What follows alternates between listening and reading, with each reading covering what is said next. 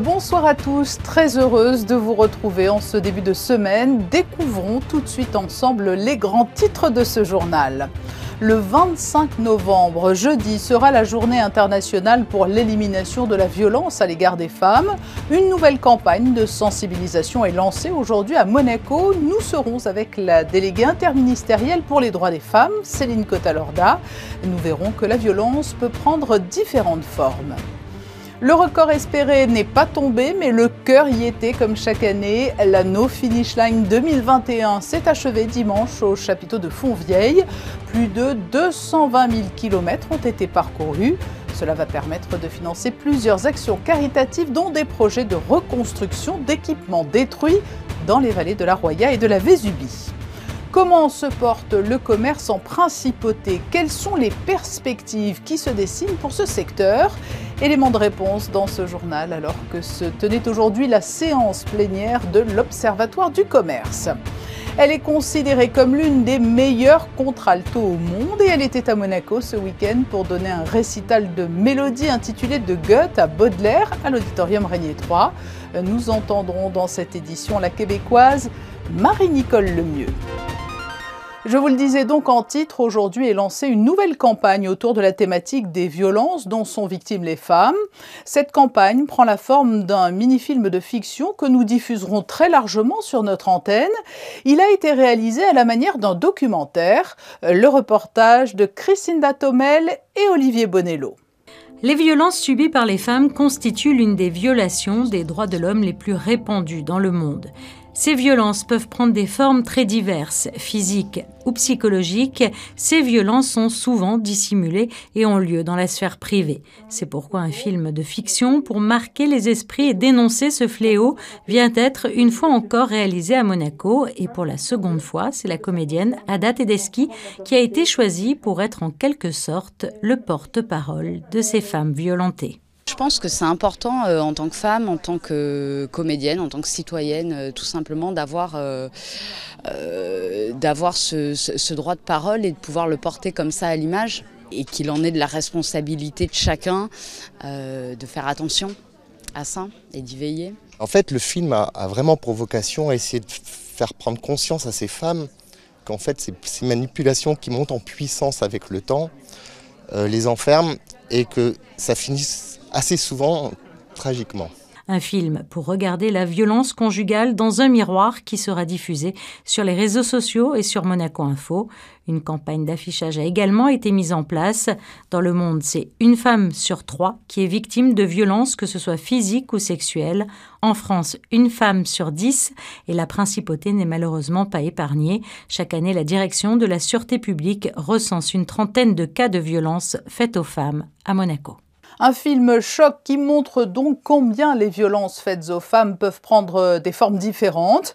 La déléguée interministérielle pour les droits des femmes est notre invitée ce soir. Bonsoir Céline Cota-Lorda. Bonsoir Patricia Navarro. On vient de voir un extrait et entendre les comédiennes de ce film qui marque le coup d'envoi de votre nouvelle campagne qui porte donc sur les violences faites aux femmes. Quel est le message en toile de fond que vous souhaitez faire passer ? Bien, le message et l'objectif de cette campagne est double. C'est à la fois de mieux faire connaître et reconnaître les signes de la violence. Et deuxième objectif, c'est également de donner de l'information sur les dispositifs d'aide et d'urgence pour les femmes victimes de violences. Alors il y a effectivement l'action, là on parle de sensibilisation et d'information. Ce sont des axes importants de votre action, information et communication ? Ce film a une vocation pédagogique puisque l'idée c'est d'expliquer vraiment quels sont les mécanismes qui se mettent en place quand il y a des violences conjugales et démontrer aussi, donner des clés sur les manipulations qui sont mises en place par les auteurs. Donc on est vraiment dans de la prévention, de la sensibilisation et de la pédagogie. Oui, parce que le spectre des violences, on le voit dans ce film documentaire, est très très large. On voulait également montrer qu'il existe différentes formes de violence. Alors la plus visible, c'est la violence physique, mais il y a également d'autres formes de violence moins visibles, plus sournoises, comme la violence psychologique, morale et économique ou sexuelle. Donc c'est aussi tout ça qu'on dépeint à travers ce film. Au-delà de la sensibilisation et de l'information, quels sont les autres moyens sur lesquels vous vous appuyez pour lutter plus précisément sur cette thématique de la lutte contre les violences ? Alors la mobilisation contre les violences, c'est pas uniquement le 25 novembre, hein, c'est toute l'année qu'il faut l'avoir, et c'est pour ça que le Comité pour la promotion et la protection des droits des femmes organise d'autres actions, notamment des actions de formation. Et puis un autre volet de notre action, c'est aussi le décompte de ces violences. C'est très important de savoir et de quantifier les violences, et c'est ce qu'on fait avec l'INSEE au travers d'une étude annuelle qui vise à mesurer les violences commises envers les femmes. Oui, alors justement, on parle d'une hausse de 10% des violences faites aux femmes dans le pays voisin, en France, en 2020. Dispose-t-on de chiffres précis aussi sur Monaco ? On était à une quarantaine de victimes dénombrées par la Sûreté publique en 2020. Là, au 1er novembre, on est entre 16 et 20 victimes. Donc, c'est un petit peu tôt pour vous donner vraiment la mesure de l'évolution, mais ces études permettent aussi de se projeter sur plusieurs années et voir comment les choses évoluent dans le temps. Oui, il est question donc dans ce film des violences faites aux femmes, mais ce n'est pas le seul volet de l'action du comité que vous présidez. Je voudrais aussi souligner un autre aspect pour lutter contre les violences, qui est aussi la mise en place de lois, de dispositifs légaux. Et à cet égard, le gouvernement a déposé un projet de loi sur la qualification des agressions sexuelles l'année dernière, il y a un an précisément. Et donc, dès que cette loi sera votée, elle permettra de mieux réprimer les violences à l'égard des femmes. Et on a un autre projet très important dans notre arsenal, qui est la création d'un fonds d'indemnisation pour les victimes de violences à caractère sexuel et intrafamilial, avec pour objectif de protéger, d'indemniser les femmes et les enfants qui seraient victimes de ces violences. Donc c'est un élément très important pour nous aujourd'hui dans notre action. Et puis il y a également, je crois, la question de l'égalité qui vous est chère. Ça, c'est la deuxième mission du comité, c'est la promotion de l'égalité entre les hommes et les femmes, entre les filles et les garçons. Et à ce titre, on a plusieurs actions qui sont mises en place, notamment une collaboration avec la direction de l'éducation nationale, de la jeunesse et des sports. Et notamment, là, ce jeudi, il y aura des ateliers de théâtre interactif qui vont être proposés à des élèves de 5e du collège Charles III et de FNB pour les sensibiliser à la lutte contre le sexisme et à l'égalité entre les filles et les garçons. Revenons-en, si vous le voulez bien, en conclusion à la campagne que vous lancez aujourd'hui autour de la thématique des violences faites aux femmes. Vous allez mettre en place vendredi des stands ouverts au public. Alors vendredi 26 novembre, des stands seront installés à la galerie commerciale de Fontvieille de 10h à 18h. Alors c'est une action de proximité, on va vraiment à la rencontre du public pour expliquer quels sont les dispositifs qui existent en principauté. Donc le comité sera entouré de tous les acteurs qui travaillent sur la lutte contre les violences, aussi bien les acteurs administratifs que le tissu associatif qui est vraiment très très actif, très mobilisé contre les violences, et je les en remercie vraiment parce que c'est tous ensemble et tous unis qu'on peut faire évoluer cette cause et lutter encore plus contre ce fléau. C'est noté donc vendredi 26 novembre aux abords du centre commercial Carrefour. Céline Cotalorda, merci d'avoir été notre invitée. Je vous en prie, merci à vous. L'Observatoire du commerce s'est réuni aujourd'hui en séance plénière sous la présidence du ministre d'État Pierre Dartout. Une réunion qui aura permis de dresser un état des lieux du commerce à Monaco alors que la crise Covid et ses conséquences n'ont pas complètement disparu. Les explications de Sandrine Nègre sur des images de Jean-Alexandre Dordet. Il a d'abord été rappelé par le ministre d'État que l'enjeu principal du gouvernement Princi, en concertation avec le Conseil national, aura été au cours de l'année écoulée de trouver les mesures nécessaires afin de lutter contre la pandémie tout en réduisant les impacts négatifs. La preuve, il y a un an, lorsque les enseignes fermaient leurs portes un peu partout en Europe, les activités commerciales étaient possibles sur le sol monégasque, tout comme le fait d'aller au restaurant pour le déjeuner. Économiquement, nous devions nous réunir, tous les acteurs économiques de la principauté. Évidemment, me concernant, le sujet essentiel, ce sont les commerces qui ont été très impactés, certains quartiers plus que d'autres, et nous devions faire absolument un tour de table avec tous les acteurs de la principauté. Depuis cet été, des indicateurs positifs illustrent un rebond comme l'encaissement en hausse de la TVA et la fréquentation hôtelière. Plusieurs thèmes ont ainsi été développés, politique touristique et de croisière, actuel complexe du Larvoto et études commerciales sur le centre de Fontvieille étaient aussi à l'ordre du jour.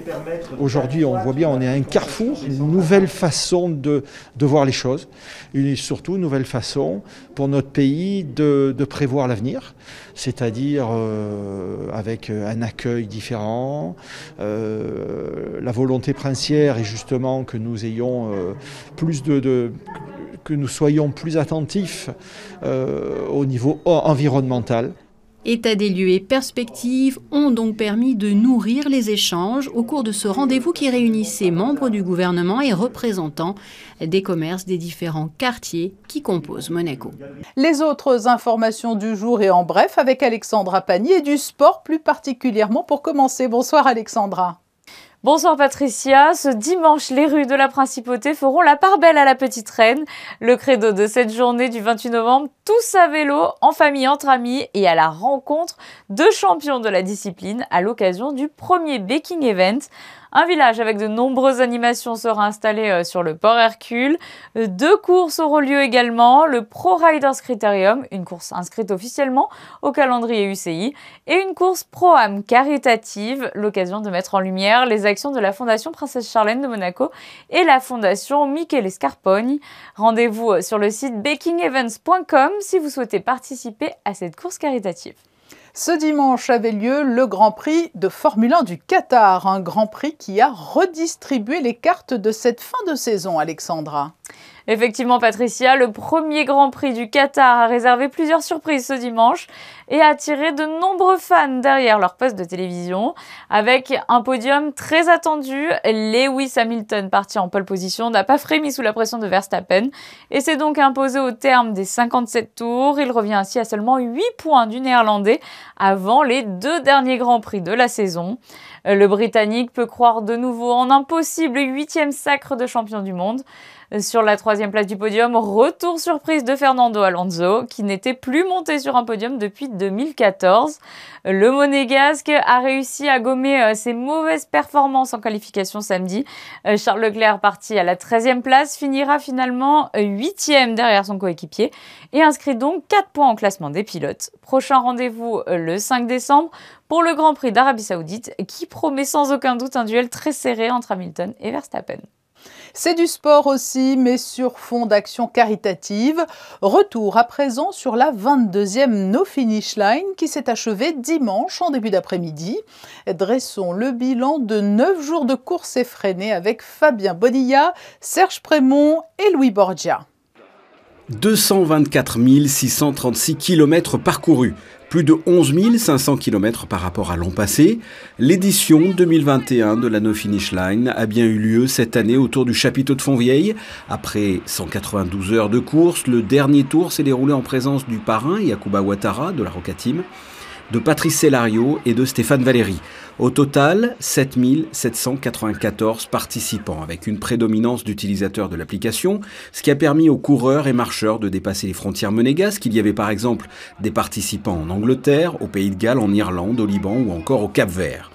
Ce sont au final 224 636 € qui seront reversés pour financer une vingtaine de projets en faveur des enfants. La première chose positive qu'on peut dire, c'est qu'on a retrouvé le circuit, la vie, les participants, les sponsors. Enfin, on a retrouvé la solidarité qu'on avait, qui nous avait manqué l'an dernier.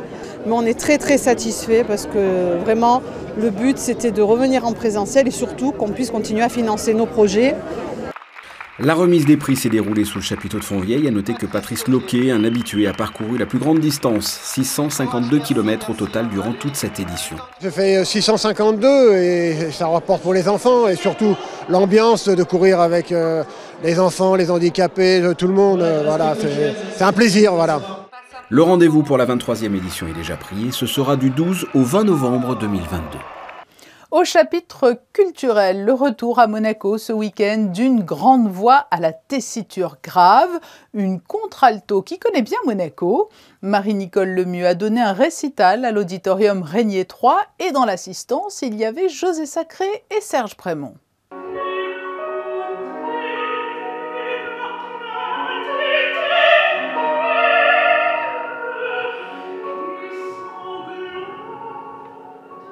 Elle est considérée comme l'une des meilleures contraltos au monde. La québécoise Marie-Nicole Lemieux, choisie comme artiste de l'année il y a 2 ans par l'Orchestre Philharmonique de Monte-Carlo, était de retour, accompagnée par le pianiste Daniel Blumenthal, sur la scène de l'auditorium Régnier 3 samedi 20 novembre pour un récital de mélodies intitulé « De Goethe à Baudelaire ».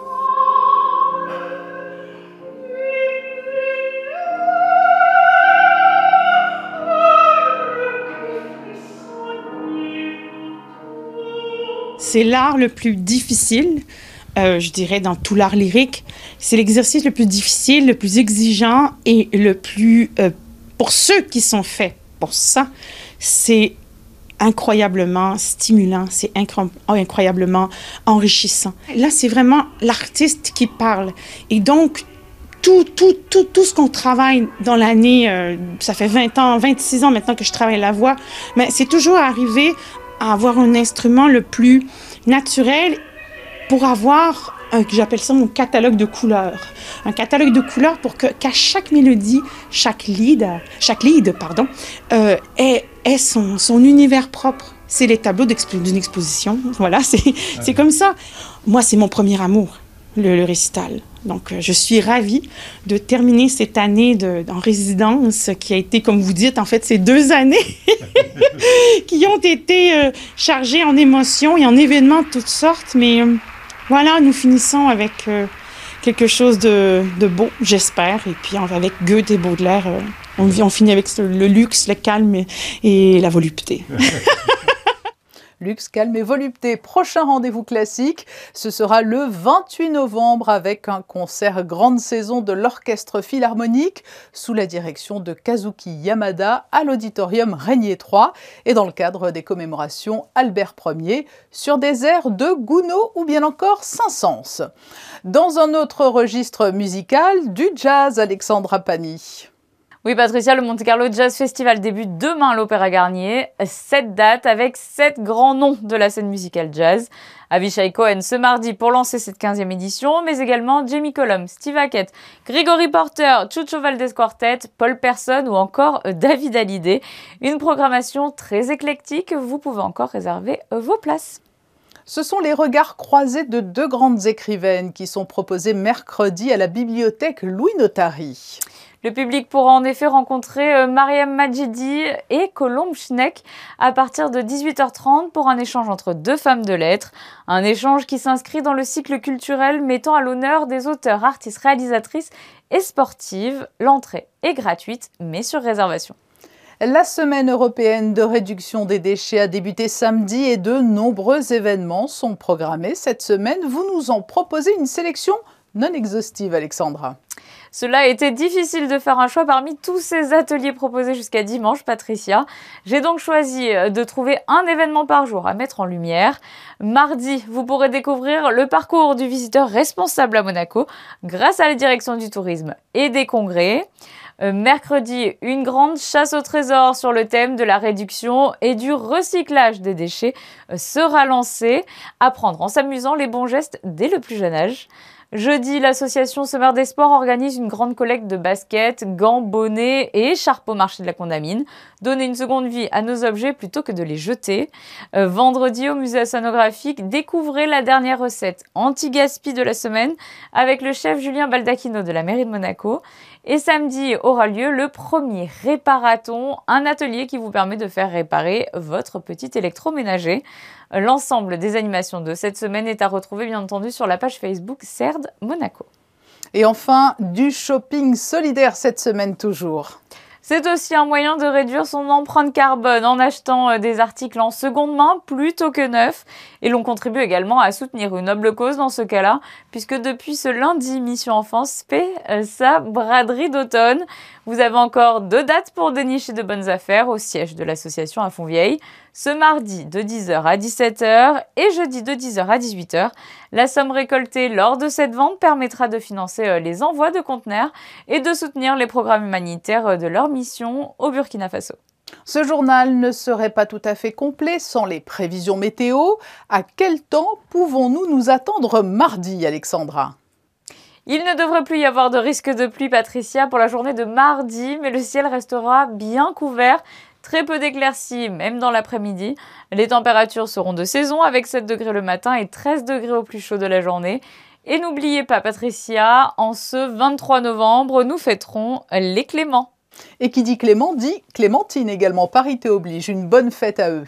Pour nous quitter, la série de photos de fin d'édition, elles sont consacrées aujourd'hui aux petits trésors cachés, aux lieux méconnus ou aux détails auxquels on ne prête plus attention, mais qui valent le coup d'œil dans le quartier de Saint-Roman. Ces photos sont signées Manuel Vitali. Je vous donne rendez-vous demain à 19h pour un nouveau journal. Passez une belle et douce soirée.